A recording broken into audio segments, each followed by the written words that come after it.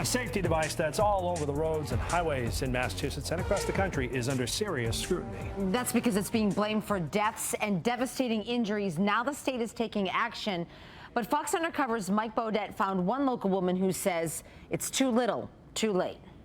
You drive by them all the time, probably without giving them a second thought. The ends of guardrails designed to blunt the impact of vehicles hitting them head on. But one of the most popular in use is the subject of lawsuits across the country after drivers have been maimed and even killed.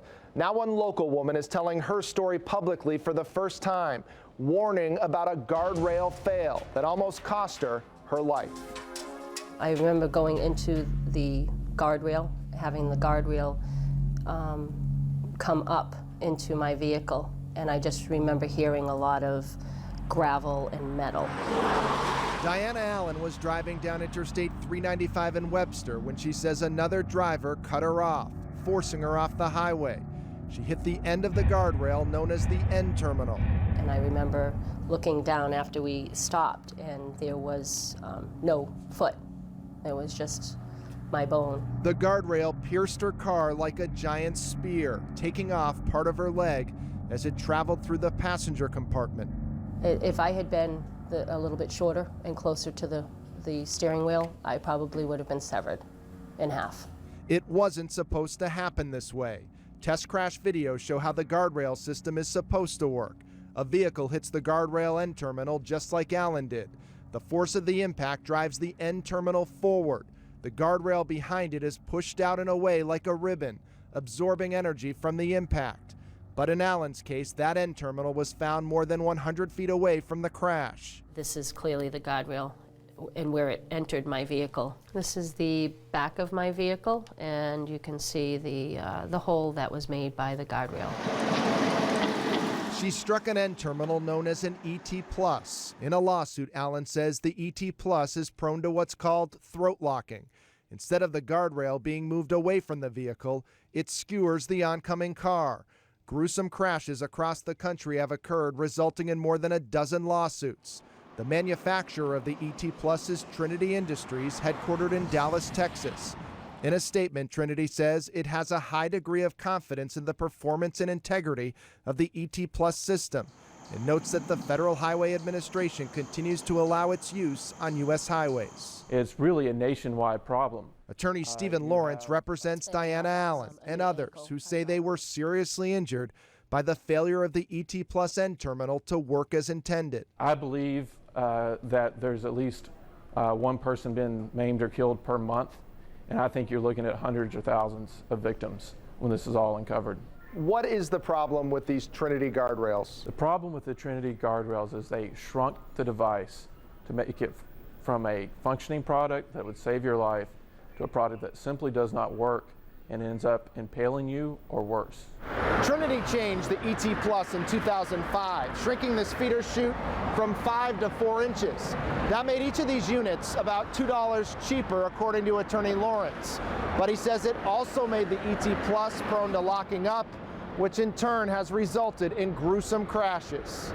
Those crashes include Connie Spink, killed when she struck an ET+ in Texas in 2011. She had no legs. I recognized her most by her fingernails. Orange County 911. Jay Traylor made this desperate 911 call after crashing into an ET+ in North Carolina earlier this year. I'm not kidding, I've lost both legs, and I've been severely cut. They're not going to make it. I'm so sorry. Oh my God. Stay on the line with me as long as you can, okay? Trinity says it's impossible to blame its end terminal without knowing exactly how each crash happened.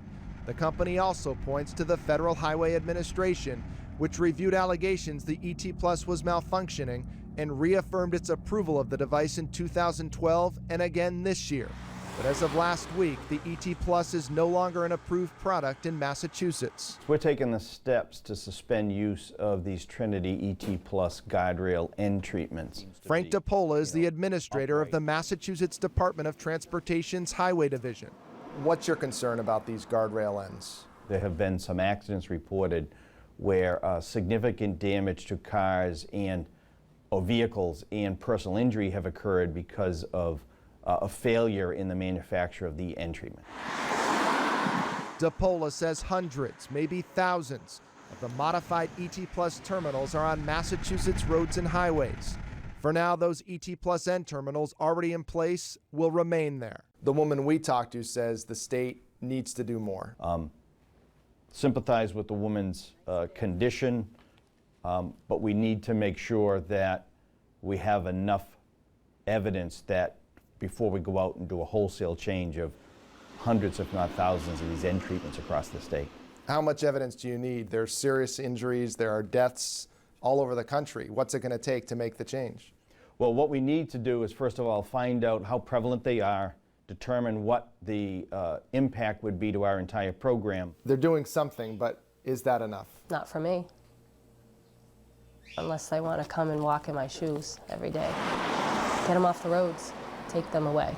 No state is taking these ET Pluses away, but so far Missouri and Nevada have decided, like Massachusetts, to stop buying new ones. Trinity is also facing a lawsuit from a whistleblower who says the company knew the ET Plus was defective, yet continued selling it. Trinity says his allegations are false and misleading. A mistrial was declared in July, and now a retrial is set for later this month. Do you have an idea for the next Fox Undercover investigation? Call us, 1-800-TV-FOX25. I'm Mike Beaudet for Fox Undercover.